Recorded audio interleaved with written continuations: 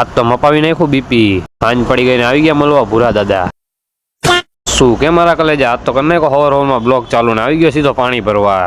પાણી ભરીને આવ્યો ને મંગાવી નાખ્યા હતા ભજીયા ને હારે હારે હતા રાજભા ને સંજુ. રૂકો જરા સબર કરો.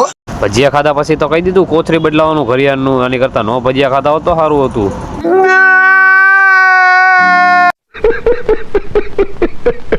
કોથરી બદલાવીને તો પાછો હું નીકળી ગયો ઓંડા લઈને ઘરે જમવા. ये बड़ी अच्छी बात कही आप. ટીમાય ઘરે આવ્યો ને પાપડ કોઈ શેકો નતો એટલે આપણે જ શેકવો પડશે ભાઈ. શેકી નાખો પાપડ અને ભાઈ હારા નહોતા એટલે બળી ગયો તો થોડોક પાપડ.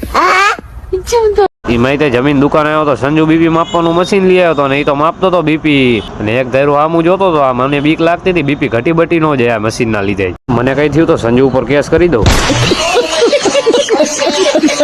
તો સીધી હાંજ પડી ગઈ એટલે હું તો નીકળી ગયો ઘર બાજુ. આદીડો તો મોટું હંતાડતો કેમ કારા કામ કરીને આવ્યો હોય. मैं नहीं दिखाऊं. એમાં આપણે પૈસા વાળા રહીએ એટલે થોડાક દી બહાર નો હતો. આજ તો મંગાવી નાખી હતી આપણે દાબેલી ખાઈને હું નાદીડો તો નીકળી ગયા હતા મેળીમાં દર્શન કરવા. પછી તો આપણે પહોંચી ગયા મેળીમાં તો કરી લો આજે દર્શન કરીને હું નાદીડો તો નીકળી ગયા હતા પાછા ઘર બાજુ. દર્શન કરીને પછી તો હું સીધો શેરીમાં આવતો રહ્યો ને આપણને તો મળી ગયા હતા ભૂરા દાદા અદરક વાળીને ઉભા રહી ગયા હતા. ઘર ભેગું થાને ભાઈ.